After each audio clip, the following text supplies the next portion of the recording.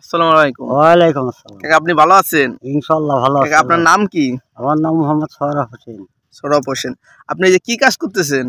কৃষি কাজ করি আমি, পাট কুবাচ্ছি, পাটের ভিতরে আগাছা মারতেছেন। মারতেছি। আপনারা যে কি পাটের বীজ লাগাইছেন? এটা হলো ইন্ডিয়ান বিসি। নাম নাম হলো এনএসি। এনএসি এটা ভালো বীজ। আপনার এই বীজে কতদিন হয়েছে আপনি যে পাটটা বুনছেন? এই তো প্রায় দিন 15-16 হয়েছে। দিন 15-16 হয়েছে। এই পাটের পরিচর্যা কি অনেক কষ্ট না আপনার একদম মোটামুটি সহজই আছে? কষ্ট, খুব কষ্ট। কষ্ট কি জাগ দেওয়ার পরে না আপনার পাট কাটার আগে? কাটার আগেও কষ্ট, জাগ দিতে তো ভীষণ কষ্ট। পানি থাকে না, দাম পাই না, নষ্ট হয়ে যায়। পানির অভাবে আপনারা যে লিভার খরচটা হয় অন্য অন্য অন্য জায়গা নিতে, সেটা আপনার লিভার খরচটা বেশি হওয়ার কারণে দাম পান না। আর ওই যে খরচাই উঠতে চাই না মানে। ও পাটের দাম আপনাদের খরচা ওঠে না। এই পাটের যে চাষের যে কিছু নিয়ম কানুন আছে ওই জিনিসটা যদি আপনি একটু বলতেন। যেরকম ধরেন প্রথমে কতটুকু পরিমাণ সার দিতে হয় বা কতটুকু পরিমাণ বীজ বুনতে হয় শতাংশে। এইখানে ব্যাপার হলো যে দেখা যাওয়া লাগছে সার 2 কেজি, শতাংশে আপনার শতাংশে পড়ে 1 কেজি করে। 1 কেজি ডিএপি সার আর 1 পোয়া পটাশ সার পড়ে। আর এরপরে আদার্সের ইউরিয়া সার। ওইটা আপনার যে পাটের 20-25 দিন পরে দিতে হয়। আপনার এই চাষের কোন মাটিতে বেশি ভালো পাট চাষ করা যায়? এইটা ভালো চাষ করা যায় খুঁড়ে মাটিতে। খুঁড়ে মাটি একটু বৈশিষ্ট্য যদি একটু বলতেন। বেশি বালিযুক্ত না আপনার মাটি শক্ত বা নরম, এই জিনিসটা একটু যদি বলতেন। এইটার ব্যাপারটা হলো যে একটু বালি কম হইলি পারা, ওই মাটিটা আঠা থাকলি পারা, মানে ঝরঝরা থাকলে ফসলটা একটু ভালো, পাটটা বেশি দূর শিকড় দিতে পারে। আপনার পাটের কয়টা সেচ দিতে হয়?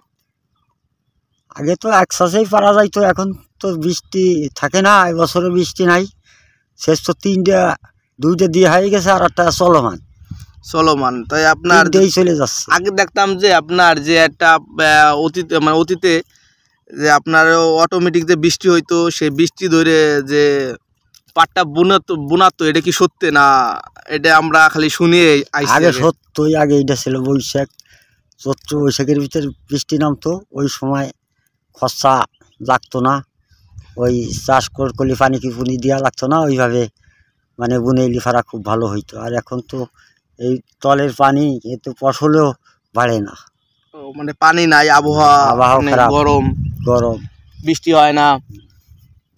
আপনার এই 1 মণ পাট ফলাইতে আপনাদের কেমন কি খরচ হয়, কম বেশি যদি বলতেন? কম বেশি বলার কি আছে, চাষেরটা আর নিড়েন কুড়েন সার সবজি দিয়ে প্রায় 2200 টাকা খরচা হয় যেমন প্রতি মনে। এরপরে তুই ফতেঘাটেই চলে যায়, সবই চলে যায়। এনে টিয়ে থাকতে কোনো রকম গরিব লোক তো, এই জন্য হলো বাইসে থাকতে না করে তো পারা যাবে না, এই জন্যেই করতে হয় বাধ্যতামূলক। নতুন কেউ যদি পাট চাষ করতে আগ্রহ হয়, তাদের সব সম্পর্কে আপনি কি তথ্য দিতে চান? তা আগে আর কি তথ্য দিব, তা আগে অবশ্যই চাকরি আর বাজাবে। এই দেশে বর্তমান সরকার যা আছে, এরা যা করতেছে, এরা কি সব কৃষক বান্ধব না? এ আলোটি না করাই ভালো।